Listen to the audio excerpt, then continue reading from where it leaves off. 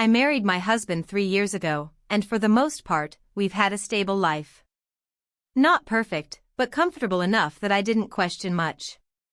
A few months ago, circumstances forced us to move in with his father. It was supposed to be temporary, just until we saved enough to get our own place again. I didn't think much of it at first. His dad had always been friendly, respectful, and easy to be around. Over time, though, I began noticing things I hadn't before.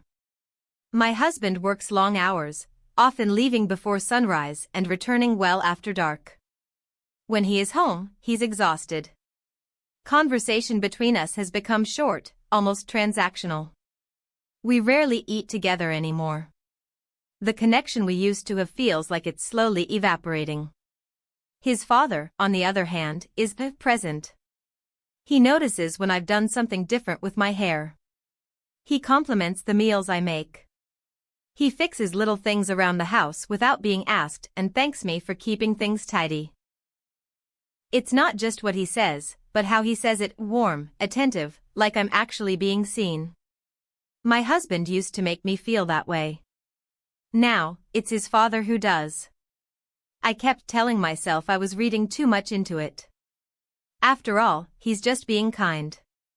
But there's a subtle undertone I can't quite ignore. The way his eyes linger a second longer than necessary. The almost imperceptible smile when we lock eyes across the room. I find myself looking forward to our small interactions, which makes me feel guilty. It's not supposed to be like this. There's an ease to our conversations that surprises me. He remembers things I mention in passing, brings them up later like they actually matter. If I say I like a certain snack, it shows up in the kitchen the next day. These gestures are small, but they stand out in sharp contrast to the emotional distance I feel in my marriage. I never imagined I would feel a stronger emotional connection to my father-in-law than my husband. Yet here I am, noticing every detail about him and wondering if he notices just as much about me. I know this is dangerous territory, but part of me doesn't want to step back. It happened on a quiet evening when the house felt unusually still. My husband had texted that he'd be working late again. I wasn't surprised, I'd already stopped expecting him home for dinner. I was sitting in the kitchen when his father came in, carrying 2 mugs of tea. He placed one in front of me with a casual smile and started talking, not about anything important, just easy conversation that flowed without effort. Somewhere between discussing his day and a story about when my husband was a teenager, he looked at me and said I seemed tense. I laughed it off, but he didn't. He leaned slightly forward, his tone softer, telling me stress can settle in the shoulders and back.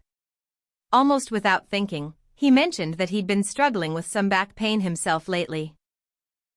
Then, as if it were nothing, he said maybe I could give him a quick massage sometime. It caught me off guard. I tried to joke my way out of it, but he didn't drop the idea. He said it lightly, like he was only half serious, yet there was something in his eyes that made me think otherwise. I hesitated, telling myself it was just an innocent offer to help. After all, I'd given massages to friends before, this shouldn't be different. But a part of me knew it was. The air between us felt different after that. He began talking about how important it is to take care of each other, especially when life gets stressful. He spoke slowly, his voice low, and I could feel a strange pull in the way he was looking at me. I wanted to change the subject, but I didn't.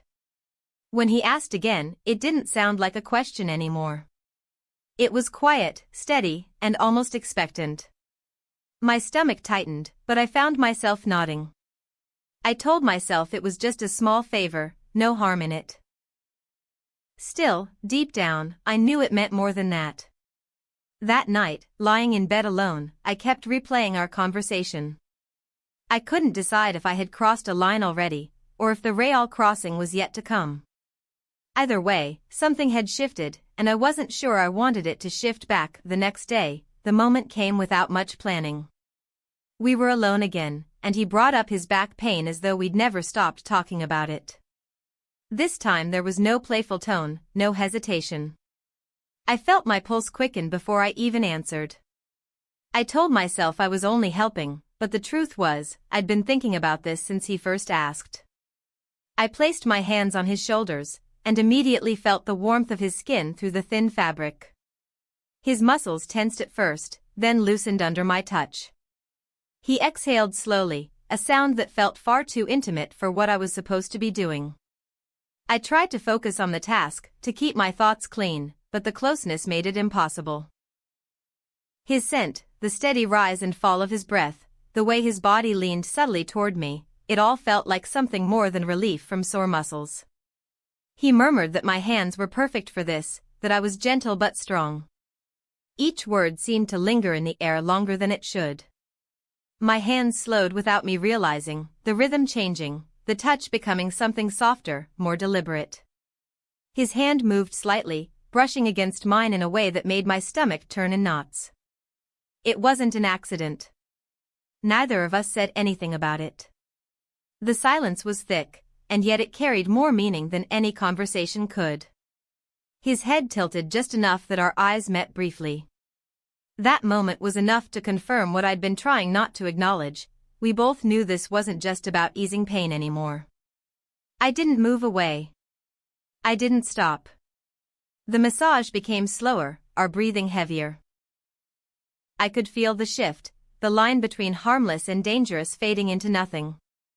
My mind told me to pull back, but my body stayed where it was. By the time I stepped away, my hands felt like they were burning. My chest was tight, and my thoughts were a tangled mess. I knew we hadn't gone too far in any physical sense, but in every other way, we had already crossed the line.